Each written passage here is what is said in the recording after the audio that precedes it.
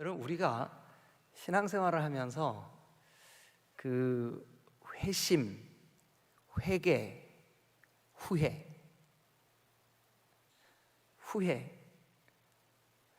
후회는 예수 믿는 사람도 예수 안 믿는 사람도 누구든지 할 수 있죠. 그러니까 이제 이게 후회입니다. 가룟 유다가 예수님을 십자가에 못 박도록 팔아버렸어요. 그런데 되어지는 딱 일, 그러니까 자기가 팔고 난 다음에 되어지는 일을 딱 보고 이거 내가 잘못했구나. 그래서 예수님의 몸값으로 받은 은화 주머니를 들고 제사장들에게 가가지고 그를 돌려주려고 했죠. 그런데 이 제사장들이 우리가 피값으로 우리가 받을 수 없다 이래가지고 이 가룟 유다가 달려나가서 목매달고 자살했죠. 요게 후회입니다. 후회. 근데 이제 와서 후회해도 소용없는 일이지만 웃으시는 분들은 7080, 안 웃는 분들은 이게 무슨 소리야? 못 웃으신 분들을 위해서 이제 와서 후회해도 이런 노래가 있어요. 근데 여러분 신앙생활을 하면서도 얼마든지 후회할 수 있죠. 그런데 후회에는 열매가 없습니다. 후회에는 하나님의 기뻐하심이 전혀 없습니다. 후회에는 우리 영혼의 유익이 없습니다. 내가 어떤 일을 잘못했다, 어떤 판단을 잘못했다, 어떤 생각을 잘못했다는 것을 깨닫고 내가 왜 이랬어? 그 후회, 거기까지는 아무 열매도 하나님께 기쁨을 드리는 것도 내 자신의 영혼의 유익도 아무것도 없어요. 오히려 이 후회는 그냥 안 하니만 못해요. 그런데 이 후회를 하나님 앞에 들고 나가가지고 하나님, 제가 그때 왜 그랬는지 모르겠습니다. 여러분 보세요. 베드로도 예수님이 십자가에 못 박히시기 위하여 가야바의 뜰에서 고초를 당하실 때 모닥불이 피는 곳에서 어린아이 소녀 앞에서 예수님을 3번이나 부인했죠. 근데 다구는 소리를 듣고 똑같이 이 가룟 유다와 똑같은 마음이었을 거예요. 그런데 베드로는 내가 주님께 잘못했구나, 저를 좀 용서해 주세요. 그러니까 주님 앞에서 하는 거, 그러니까 주님을 향해서 내가 이렇게 길을 가고 있다가 이거 잘못된 길이네 하고 딱 돌아서서 유턴하는 거, 다시는 그 일에 내 마음을 두지 않는 거. 그래서 주님과 나와의 관계 속에서 하나님, 제가 이거 잘못했습니다, 저를 용서해 주세요. 요거는 회개. 그러니까 후회와 회개 차이가 있죠. 그 다음에 회심. 이 회심은 어떤 거를 회심이라 그러냐면, 예수님의 십자가 양옆에 강도들이 달린 2 십자가가 있었죠. 그런데 한편 강도가 다윗의 자손이요, 나를 좀 불쌍히 여겨 주십시오. 예수님께서 이렇게 말씀하십니다. 오늘 네가 나와 함께 낙원에 있으리라. 그동안 이 한편 강도는 예수님이 어떤 분인지, 예수님이 정말 성경이 말하는 구약에서 선지자들이 그렇게 예언했던 바로 하나님이 보내시는 그 구세주, 그 메시아, 그 그리스도, 이 메시아와 그리스도, 우리를 구원할 자라는 같은 말입니다. 메시아와 그리스도 같은 말입니다. 당신이 바로 그 그리스도십니다 라는 그 고백. 그러니까 예수님에 대해서 몰랐는데 예수님에 대해서 알고 내가 예수님을 몰랐던 죄를 회개하는, 그래서 영혼의 돌이킴. 그러니까 이 회심은 우리 평생에 한 번 일어나는 걸로 족합니다. 한 번, 일회적인 사건입니다. 내일 낮예배 때 제가 이 회심에 대한 설교를 할 거예요. 내일 낮예배 때. 근데 회심은 우리 평생에 한 번 일어납니다. 근데 여러분 중에서도, 지금 오늘 새벽에 여기 나오신 여러분 중에서도 회심의 사건이 일어나지 않은 분들이 있어요. 그런데 말씀을 듣다가 하나님을 예배하지 않는 거, 하나님, 나를 창조하신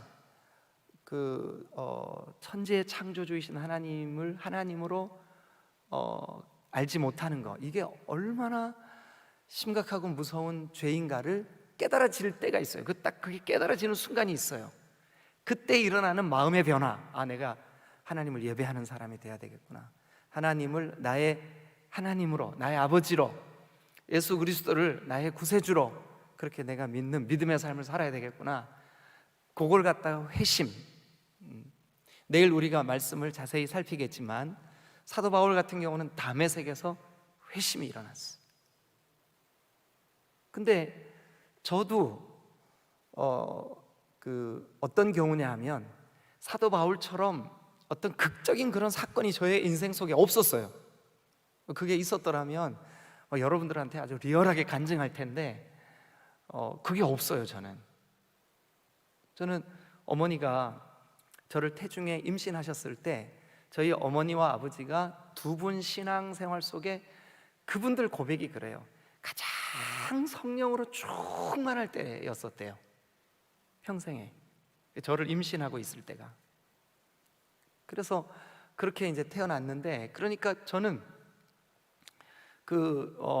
제가 교회에 출석한 게 어머니 뱃속에 들어있을 때 어머니랑 같이 손은 안 붙잡았어요. 그냥 탯줄 붙잡고 이렇게 예배당에 갔어요. 그리고 교회를 떠나본 적이 없어요. 그러니까 막 바울같이 내가 다메섹으로 가는데 막 큰 빛이 나를 확 둘러 비춰가지고 거꾸로져가지고 막 다른 사람들, 이게 보이스 소리는 들었지만 다른 사람들은 이게 뭔지 잘 몰랐고, 나는 선명하게 주님 누구십니까? 네가 핍박하는 예수다. 이 사람은요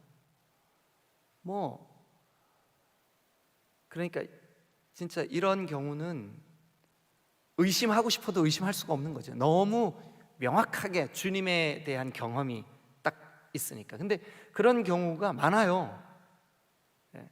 많아요. 그런데 디모데처럼 외할머니 쪽부터 또 어머니로부터 신앙을 이렇게 전수받아 가지고 이렇게 우리 지금 오늘 자녀들 이렇게 나왔는데, 우리 기혁이처럼 엄마가 새벽에 우리 한별이처럼 새벽에 나를 깨워가지고 교회 가던 게 이 평생의 추억으로 남아 있어요. 그런데 어느 날 내가 가만히 나를 생각해 보니까 내가 예수님을 나의 구세주로, 나의 주인으로, 나의 주님으로 믿고 있단 말이에요. 언제 저 태양볕이 찬란하게 빛나는지 몰랐어요. 그런데 내 인생 속에 비록 좀 선명한 믿음이 없었다 할지라도, 구름이 가리워져 있었다 할지라도 저 구름 너머 찬란한 태양이 빛나고 있었음을 어느 순간 여러분 우리가 느낄 수 있죠. 그것은 이제 디모데와 같은 회심이 일어난 거예요, 그 사람 인생 속에. 그래서 회심은 하나님과의 관계에 있어서 평생에 한 번 일어나는 일회적인 구원 역사, 그게 회심. 그 다음에 회개는, 여러분 우리가 예수 믿고 구원 받았는데도 죄에 넘어질 때도 있고, 우리 마음에 지체를 향한 원망이 품어질 때도 있고, 우리가 철없이 우리 신앙생활 속에 걸려 넘어질 때도 있고, 그런 때가 있죠. 그죠? 그럴 때마다 주님 나를 좀 용서해 주세요.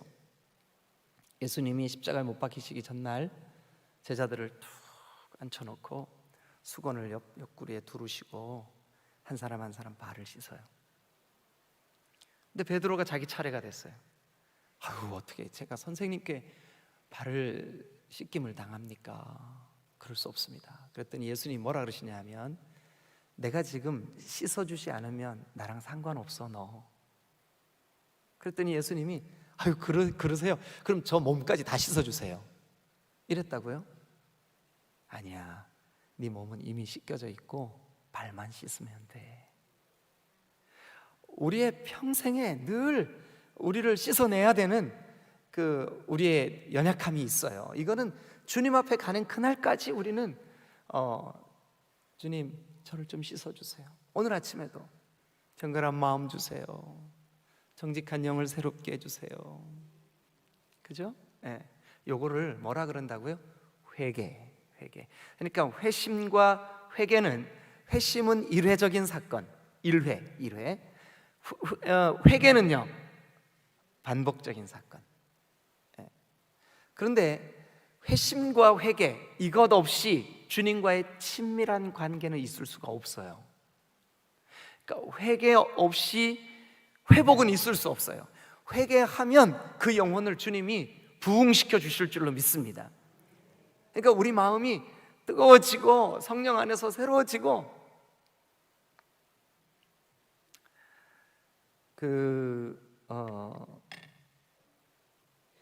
저와 여러분들이 신앙생활 하다 보면 성령으로 충만한 어느 때 주님 제가 왜 그랬죠? 그러면서 우리 자신을 막 그 자책할 때가 있어요. 그 후회에서 끝나지 마시고 주님 앞에 그것을 내어놓고 깨끗하게 정리하고 청소하고, 그리고 그래도 또 우리의 삶에 날마다 발을 씻어야 되고 먼지가 끼고 또 회개를 하고 우리의 다듬어지지 않은 성품과 기질이 또 하나님 앞에서 회개하고 또 다듬어지고 또 회개하고 또 다듬어지고. 여러분, 그래서 우리를 돌아보는 것이 너무너무 중요합니다. 회개. 예. 여러분, 후회하지 마시고 회개하시기를 주님의 이름으로 축원합니다.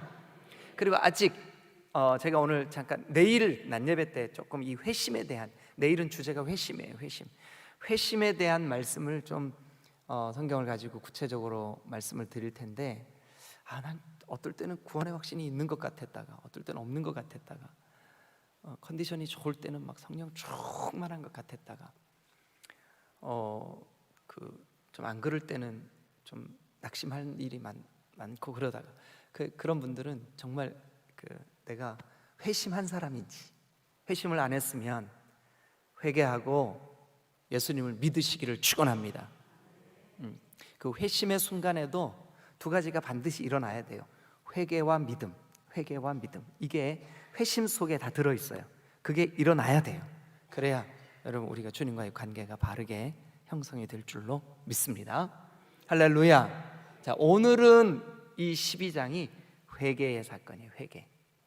그래서 참된 회개가 무엇일까 하고 여러분하고 같이 말씀을 나눠보려고 그래요. 참된 회개가 무엇일까?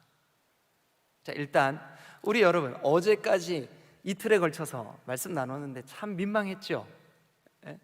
그렇게 정말 여호와께 묻고 또 여호와의 말씀을 사모하여서 듣고 그렇게 살던 이 다윗이 한순간 음란한 마음이 딱 들어왔고 자기 진짜 이게 성경은 위인전이 아니에요. 어떤 인물을 미화시키지 않아요. 있는 그대로. 여러분, 아브라함 얼마나 위대합니까? 근데 그가 진짜 비겁하게, 정말 비겁해요. 남자답지 못하게 자기가 위험하다고 아내를 누이라고 속여버려. 진짜. 근데 믿음의 조상이라고 하기에는 조금 그쵸? 그런데도 주님은 그냥 그 스토리를 있는 그대로 다 성경에 다 써놨어요. 그러니까 성경은 어떤 인물을 미화시키지 않고 있는 그대로를 우리에게 다 드러내 보여주시면서 우리가 받아야 할 영적인 교훈을 받기를 원하신다고요. 그래서 이 다윗, 어제와 그제 참 심각하게 타락하는, 심각하게 하나님의 마음을 아프게 하는 그런 장면을 보았습니다. 그래서 어제까지 나눴던 말씀의 제일 끝절 같이 읽고 12장을 시작해 보죠. 자, 27절, 11장 27절 마지막 문장입니다. 마지막 문장. 어디를 보시냐면 다윗이 밑줄 그으면서 같이 읽어주세요. 시작. 다윗이 행한 그 일이 여호와 보시기에 악하였더라. 다윗이 행한 그 일이 여호와 보시기에 악하였더라. 그렇게 11장이 끝이 나요. 자, 그럼 12장 한번 보죠. 여호와께서 하나님이 그 다윗하고 얼마나 친밀하셨어요. 다윗이 물을 때 말씀하셨고, 또 다윗이 간구할 때 들으셨고. 그런데 다윗의 죄 때문에 하나님과의 관계가 딱 껄끄러워진 거죠. 막혀버린 거죠.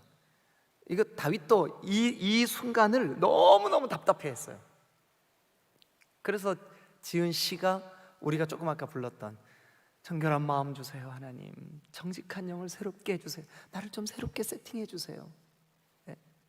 여러분, 우리 컴퓨터 같은 거 이렇게 리셋 하잖아요. 리셋. 여러분 스마트폰 여러분 갖고 계신 거 막 자꾸 속도가 늦어지고 그러면 이제 AS 센터에 가가지고 이것 좀 리셋해 주세요. 그럼 다 처음 초기화 시켜버리잖아요. 그럼 다시 원래 그 속도가 나오잖아요. 그죠? 예. 한 번도 안 해보셨죠? 예. 한번 해보세요. 그러면 그 안에 들어있는 주소로까지 다 없어져요. 근데 그 하나님, 나 지금 죽겠어요. 하나님과 막혀 있어요. 그러니까 나를 좀 리셋해 주세요. 다윗도 그랬어요. 근데 누가 더 답답해 하시냐 하면 하나님이. 그래서 1절 보니까 여호와께서 나단 선지자라고 하는 말이 히브리 말로 나비, 그럽니다. 나비. 발음이 우리 홀펄 날아다니는 나비. 근데 그 나비라고 하는 히브리 말의 뜻이 뭐냐 하면 하나님의 심정을 느낀 자예요. 하나님의 심정을 깨달은 자. 그러니까 하나님의 심정을 가지고 다윗한테 온 거예요. 여호와께서 나단을 다윗에게 보냈어. 나단을 보냈어. 그래가지고 나단이 다윗한테 가서 옛날 이야기를 하나 들려줘요. 왕이여, 오늘은 소신이 왕께 이야기를 하나 들려드리겠나이다. 아, 그래요 선지자님, 한번 해보십시오. 예, 어느 한 마을에 부자가 살고 있었습니다. 그런데 그 부자의 그 옆집에 아주 가난한 한 사람이 또 살고 있었습니다. 이 부자는 그 집에 양과 소, 짐승들이 많이 있었습니다. 부자니까. 그런데 그 가난한 사람은 사온 암양 새끼 한 마리. 근데 그 한 마리밖에 없으니까 얼마나 사랑스러운지 이 주인이 자기가 마시던 이 컵 마시다가 그 자기 딸 같은 암양 새끼니까 그 양한테 먹어봐 하고 주기도 하고, 양의 털을 쓰다듬어 주기도 하고, 양을 씻겨주기도 하고. 성경에 어떻게 되어 있나 한번 볼까요? 자, 12장 1절. 한 성읍에 두 사람이 있는데 한 사람은 부하고 한 사람은 가난한데 그 부한 사람은 양과 소가 심히 많으나 가난한 사람은 아무것도 없고 자기가 사서 기르는 작은 암양 새끼 한 마리뿐이라. 이 암양 새끼는 그와 그의 자식과 함께 자라며 그가 먹는 것을 먹고 그의 잔으로 마시고, 맞죠? 제가 금방 그랬잖아요. 그의 잔으로 마시고 이렇게 그의 품에 누움으로 그에게는 뭐처럼 됐어요? 딸처럼 됐어요. 딸처럼. 저는 이제 그 음식을 가리는 게 없어가지고 아무거나 잘 먹는데 그 중에서도 이게 그냥 넘어가죠. 그래가지고 이제 보신탕 좋아한다고요.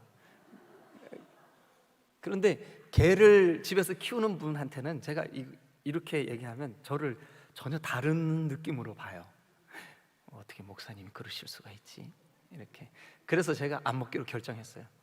그리고 벌써 지금 안 먹은 지 한 2년 됐어요. 개 있는 분들 저를 그렇게 봐주세요. 제가 안 먹은 지 2년 됐어요. 어느 날 어느 집에 신방을 갔는데 걔가 쫓아와서 저한테 막 좋다고 막 매달리는 거예요. 근데 제가 뭐라 그랬냐면 아이 그놈 맛있게 생겼다. 이제 그랬는데 그냥 혼잣말로 했는데 그 집사님 들었어요. 그래가지고 시험에 들었어요. 아니 어떻게 우리 가족을, 내 딸을, 그러니까 이 집의 양이 자기 딸같이 그렇게 이뻐하고 키운 거예요. 그런데 어느 날, 자 4절, 어떤 행인이, 이제 손님이죠. 어떤 행인이 그 부자 집에 왔어요. 손님으로 왔어요. 근데 그 부자가 자기 집에 있는 양과 소를 아까워한 거예요. 아까운 거예요 그게. 그래가지고 세상에 그 가난한 집에 한 마리밖에 없는 그 딸처럼 여기는 그 양을 빼앗았어요. 4절에 보니까 그 양 새끼를 빼앗아다가 자기에게 온 사람을 위하여 잡았나이다. 죽여버렸다고요. 잡았어요. 다윗이 그 나단 선지자의 이야기를 들으면서 뭐라 그러냐 하면 5절 다 같이 시작. 다윗이 그 사람으로 말미암아 노하여 나단에게 이르되 여호와의 살아계심을 두고 맹세하노니 이 일을 행한 그 사람은 마땅히 죽을 자라. 어떤 놈이냐고, 그 일이 사실이냐고 막 다윗이 막 화가 났어요. 그런데 나단이, 여러분 정말 이 나단 선지자가 아무리 당신은 왕이고 나는 선지자지만, 당신은 왕이고 나는 신하지만, 내가 하나님의 말씀을 전하는 자로서 하나님의 지엄하신 말씀을 전달해 줘야 되는 자로서 당신에게 비밀을 바치려고 하지 않고 나는 하나님이 주신 말씀을 그대로 전한다. 내가 죽더라도. 이거 다윗이요, 나단이 자기의 양심을 딱 찌르는 그 말을 했을 때 그대가 어찌 왕인 나에게 그렇게 할 수 있어? 여봐라, 죽여라, 이렇게 할 수도 있어요. 오늘날도 마찬가지예요. 여러분, 여러분들의 귀에 듣기 좋은 말 듣기를 원하세요? 아니면 하나님이 주시는 말씀 그냥 그대로 듣기를 원하세요? 근데 여러분들이 뭘 원하시든 아무 상관없어요. 저는 목회자의 양심으로 하나님이 주시는 말씀을, 하나님이 깨닫게 하신 말씀을, 하나님이 이 성경에 기록한 그 말씀을 그대로 전달해 주면 그게 저의 책무예요. 그리고 그것을 받느냐 안 받느냐, 그것은 여러분들의 책임이에요. 근데 그것을 있는 그대로 전하느냐 안 전하느냐 하는 것은 저의 책임이에요. 근데 그 말씀이 어떨 때는 달고, 어떨 때는 쓰고, 어떨 때는 아프고, 어떨 때는 나를 치료하고 위로하고, 어떨 때는 따뜻하고, 어떨 때는 너무너무 부담스럽고. 여러분, 그런데 우리 딤돌 교회가 영적으로 성숙한 교회가 되기 위해서는 어떤 말씀이 전해지던 나에게 주시는 하나님의 음성으로 들어야 될 줄로 믿으시길 축원합니다. 그러기 위하여 목회자 여러분, 여기 계시는 목회자 여러분, 저를 포함해서 우리가 목회자의 양심으로 나단과 같은 정말 하나님이 주시는 말씀이라면 더하거나 빼지 않고 그대로 전달하겠습니다, 이 결단이 있어야 될 줄로 믿습니다. 성도들이 나를 안 좋아해도, 안 좋아해도, 아니 사람에게 좋게 하겠어요? 하나님께 좋게 하겠어요? 그래서 나단이 그 메시지를 하나님이 주신 이야기 그대로 전달했습니다. 더하거나 빼지 않았습니다. 그 다음 보세요. 자기에게 생명의 위협이 있을 수 있습니다. 그럼에도 불구하고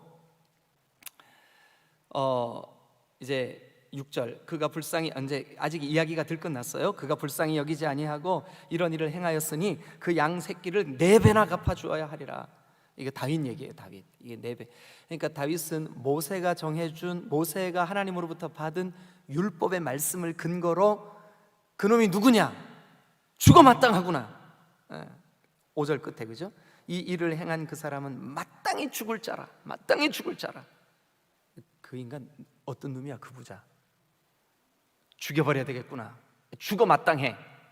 그리고 하는 말이 4배나 갚아줘야 되겠다. 이거는 그 율법에 기록된 말씀대로 이제 하는 거죠. 자, 7절, 이제 여러분들이 선지자입니다. 다 같이 큰 목소리로 시작. 나단이 다윗에게 이르되 당신이, 다시 한번, 당신이 그 사람이라. 누구요? 누구? 그 사람 중에 누구요? 그러니까 당신이 바로 그 부자입니다, 이 소리죠. 당신이. 근데 그 부자가 거꾸로 한번 가보시자고요. 거꾸로. 율법대로라면 4배를 갚아야 줄 사람. 그 다음에 5절에 있는 다윗의 고백대로라면 그 사람이 어떻게 돼야 마땅한 사람이에요? 죽어 마땅한 사람. 죽어 마땅한 사람. 죽어 마땅한 사람이에요. 그것은 여러분 나단이 한 말이 아니에요. 하나님이 하신 말씀이 아니에요. 다윗이, 그 부자가 어떤 놈이요?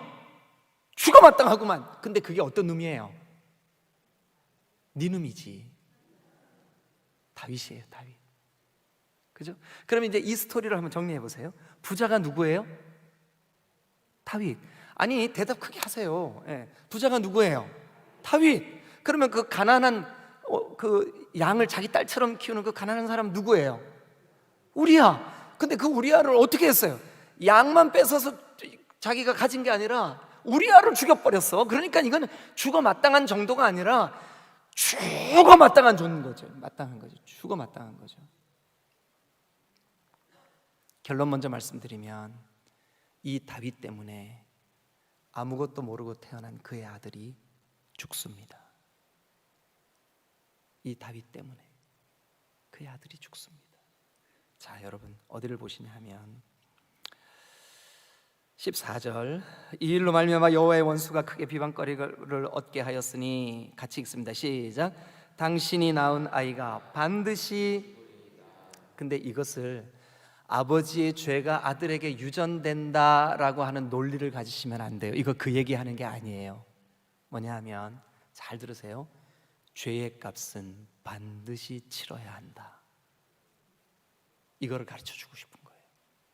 그럼 여러분, 우리의 죄의 값을 반드시 치러야 하니까, 우리가 하나님을 몰랐던 죄, 하나님 없이 내가 내 인생의 주인 되었던 죄, 내가 정말로 하나님 보시기에 너무나 이것은 용서받기 어려운 그런 모든 죄, 크거나 작거나 하는 모든 죄, 죄가 큰 죄가 어디 있고 작은 죄가 어디 있겠습니까? 그러나 그 모든 죄를 위하여 아들이 죽었어요.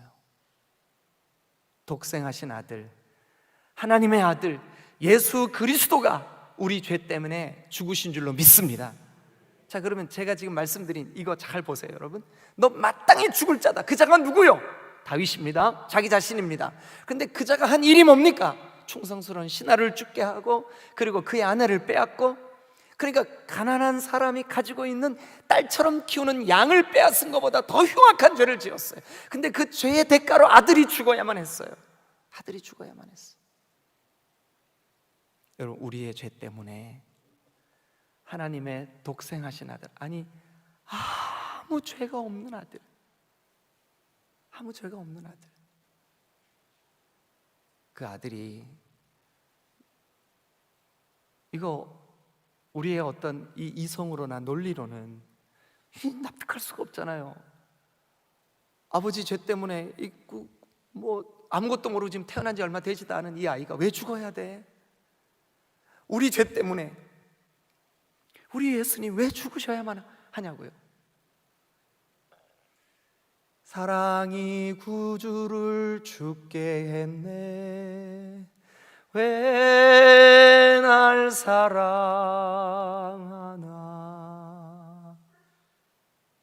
여러분, 우리는 이해할 수 없어요.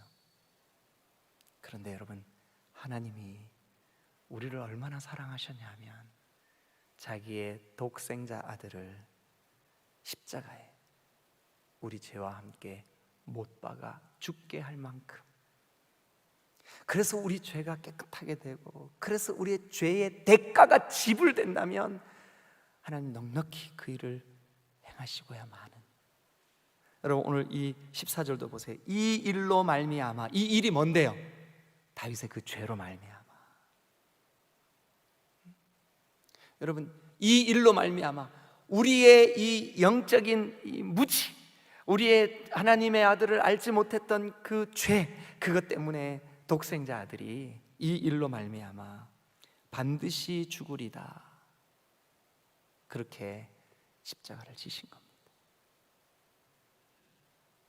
그러면서 나단 선지자가 다윗한테 이렇게 당신이 그 사람이라, 당신이 그 사람이라. 이스라엘 하나님 여호와께서 이와 같이 말씀하시기를 이르시기를 내가 너를 이스라엘 왕으로 기름 붓기 위하여 너를 사울의 손에서 구원하고 네 주인의 집을 너에게 주고 네 주인의 아내들을 네 품에 두고 이스라엘과 유다 족속을 너에게 맡겼느니라. 만일 그곳이 부족하였더라면 내가 이것저것 더 주었을 것이더라. 근데 9절 시작. 너의 말씀을 업신여기고 나보기에 악을 행하였느냐. 그러니까 여러분, 다윗의 죄의 출발이 뭐냐 하면 여호와의 말씀을 업신여긴 거예요. 여호와의 말씀을 업신여긴 거예요. 그리고 여러분 10절도 보세요. 이제 네가 나를 업신여기고, 그러니까 하나님의 말씀을 업신여기는 게 곧 누구를 업신여기는 거예요? 하나님을 업신여기는 거예요. 하나님의 말씀을 업신여기는 게 하나님을 업신여기는 거예요. 그러니까 하나님을 업신여기는 그 죄가 점점 커져서 살인하기까지 죄를 짓는 거예요. 그 남의 딸처럼 키우는 어린 양을 빼앗은 그 마땅히 죽을 자 같은 그 죄를 다윗이 짓고야 만 거죠. 그런데 여러분, 이 말씀을 우리가 잘 보십시다. 우리 오늘 시간 되는 데까지만 하고 10분 되면 딱 마칠게요. 그리고 모자라면 여러분들이 묵상해 보세요. 자, 12장 1절로 다시 한번 돌아가 보세요. 이 다윗에게 다윗이 지은 죄를 책망하고 선지자가 와가지고 이렇게 말을 하는데 1절, 자 시작. 여호와께서 나단을 다윗에게 보내시니. 다시 한 번만 해보세요. 뭐라고요? 여호와께서 나단을 다윗에게 보내시니. 그러니까 다윗이 죄 때문에 하나님과 막혀 있을 때 그 일을 더 답답해하시고 속상해하시고 안타까워하신 분이 누굴 것 같으세요? 1절에 여러분 그 문장의 주어가 뭐예요? 주어가 누구예요? 여호와께서. 다윗에게 보내는 거예요. 하나님께서 보내는 거예요. 하나님께. 그러니까 여러분, 우리가 회개하는 것도 사실은 내가 그래도 회개했으니까 내 여기가 좀 시원해졌어, 이게 아니에요. 회개할 마음을 주님이 주시는 거예요. 우리가 하나님과의 관계, 또 우리가 하나님께 회개하는 거, 우리의 영적인 회복, 모든 주도권이, 주권이 주님께 있는 줄로 믿으시길 축원합니다. 하나님이 저와 여러분들에게 회개할 수 있는 이 은혜, 이거 회개도 은혜예요. 은혜. 회개할 수 있는 은혜를 주시기를 주님의 이름으로 축원합니다. 여러분, 이게 얼마나 큰 은혜냐고요. 주님이 먼저 다가와 주셨구나. 우리가 신앙생활 하다가 내 마음속에 막 원망이 일어나고 막 상처가 생기고 쓴뿌리가 생기고, 근데 어느 날 가만히 보니까 이게 하나님이 나를 다듬으시려고 나에게 주시는 말씀이었구나, 이게 딱 깨달아졌어요. 그게 은혜라니까요. 그게 누가 주시는 마음일까요? 오늘 여기 이 성경대로라면 여호와께서 다윗에게 나단을 보내셨어요. 그러니까 여호와께서 하신 일이에요. 하나님이 우리의 영혼을 그렇게 기경하시고 부흥케 하시고 새롭게 하시기를 주님의 이름으로 축원합니다. 그래서 나단을 보내서 그 말씀을 선포하게 했고, 당신이 바로 그 사람이라고, 죽어 마땅한 그 사람이라고 그렇게 말을 했더니 13절 같이 읽습니다. 시작. 다윗이 나단에게 이르되 내가 여호와께 죄를 범하였노라 하매 나단이 다윗에게 말하되 여호와께서도 당신의 죄를 사하셨나니 당신이 죽지 아니하려니와. 보세요. 다윗이 나단한테 내가 큰 죄를 졌습니다. 여호와께 내가 죄를 졌습니다. 사울은 어떻게 했을까요? 어쩔 수 없이 사무엘 선지자님 보세요. 블레셋은 쳐들어오죠. 당신은 정한 길에 안 오죠. 군인들은 막 자꾸 탈영하죠. 어떻게 제가 기다립니까? 그거 제 잘못 아닙니다. 그러니까 여러분, 하나님의 은혜를 입는 자, 즉 진정한 회개를 하는 자는 주님, 제가 잘못했습니다. 자, 한 번만 따라해 주세요. 손을 여기다 얹고, 주님, 제가 잘못했습니다. 어린아이처럼, 철없는 어린아이처럼 부정적인 말 풀쑥풀쑥 내뱉었던 거, 주님, 제가 잘못했습니다. 아내한테 뿔뚝뿔뚝 신경질 부렸던 거, 난 그게 죄인 줄 몰랐는데 이게 하나님 보실 때 이게 아주 악한 거였군요. 주님, 제가 잘못했습니다. 교회 지체들에게 마음으로 판단하고 평가했던 거, 주님, 제가 잘못했습니다. 그런데 다윗이, 자, 한번 따라합니다. 내가 여호와께 죄를 범하였나이다. 여러분, 그러면 용서받아요. 그러나 여기 중요한 진리 하나 있어요. 죄는 용서받지만 죄의 대가는 지불해야 됩니다. 여러분, 이게 우리가 그리스도인으로서 절대로 죄를 지어서는 안 되는, 죄를 두려워해야 되는, 죄를 미워해야 되는 근본적인 이유입니다. 여러분, 죄가 틈타면 평강이 깨집니다. 죄가 틈타면 하나님과 우리 사이가 가로막힙니다. 자, 마지막 한 가지만 말씀드리고 마칠게요. 20절, 24절, 다윗이 그의 아내 밧세바를 위로하고, 이제 아들은 죽었어요. 이 죄의 대가로 하나님이 아들을 데려가셨어요. 그래가지고 다윗이 그 아내를 위로하기 위하여 그에게 들어가 그와 동침하였습니다. 그가 아들을 낳았어요. 얼마나 이 하나님과의 관계 속에 평강이 깨져가지고 다윗이 마음이 괴로웠는지 시편에 가서 우리가 나중에 보겠지만, 그래서 아들이 낳자마자 이름을 뭐라고 지었을까요? 근데 그 이름을 누가 지었어요? 네, 다윗이 그의 아내 밧세바를 위로하고 그에게 들어가 동침하였고, 그가 아들을 낳음에 그의 이름을 솔로몬이라 하니라. 다윗이 지은 거예요. 솔로몬 동그라미 치고 옆에다가 평강이라고 쓰세요. 솔로몬이라고 하는 히브리 말의 뜻이 평강이라는 뜻이에요. 샬롬하고 어원이 같아요. 샬롬하고 어원이 같아, 솔로몬이. 그러니까 이 죄의 값으로 자기 아들은 죽고, 그러니까 가슴에 묻은 거예요. 내가 이렇게 아들을 죽게 했구나. 이 다윗이 얼마나 가슴 아팠을까요? 그리고서는 그 깨졌던 평강에 대한 사모함으로 아들을 다시 낳았는데 그 아들 이름을 솔로몬이라고 지었어요. 그런데 하나님이 선지자를 다시 보내. 그래가지고 이름을 또 하나 줘요. 솔로몬에게 또 다른 이름이 있어. 이 이름은 하나님이 주신 이름이에요. 자, 그 다음 이름을 한번 보시죠. 25절 시작. 선지자 나단을 보내 그의 이름을 뭐라고 했어요? 여디디아라 했어요. 여디디아. 여디디아라는 뜻이 뭘까요? 이는, 그러니까 그 뜻은 뭐래요? 여러분, 이 문장을 놓고 볼 때 여호와께서 누구를 사랑하셨을까요? 다윗을 사랑하신 거예요. 여호와께서 누구를 사랑했을까요? 다윗이 낳은 이 아들을 사랑한 거예요. 여호와께서 누구를 사랑했을까요? 밧세바를 사랑한 거예요. 이 사람들 죄투성이었었잖아요. 당신이 바로 그 사람이요, 죽어 마땅한 사람이었었잖아요. 그런데 하나님이 다시 그들을 사랑하기로, 그래서 그 이름을 하나님이 사랑해 하고 주신 거예요. 여러분, 회개하면 하나님의 사랑이 회복될 줄로 믿습니다. 회개하면 우리의 영혼이 주님과의 관계가 다시 여러분 놀랍도록 충만해질 줄로 믿습니다. 여기가 답답하시고 전에 언젠가 여러분들의 인생 가운데 성령으로 충만할 때를 회복하고 싶으십니까? 회개만이, 주님과의 관계 속에서 주님 앞에 철저한 회개만이 우리를 여디디아 되게 하실 줄로 믿습니다. 이 은혜가 여러분들에게 있게 되시기를 주님의 이름으로 축원합니다. 이미 당신은 죽을 자라. 우리가요. 그런데 그 우리를 위하여 독생자 아들이 대신 죽었어요. 하나님의 아들이신 예수님이 십자가에 대신 죽으셨어요. 그 아들의 공로, 아들의 보혈, 아들의 십자가 의지하고, 주님, 나를 정결하게 해주세요. 정직한 마음을 새롭게 해주시고 나를 새롭게 해주세요. 나를 용서해 주세요. 주님이 반드시 우리를 여디디아 해주실 줄로 믿습니다. 할렐루야, 아멘.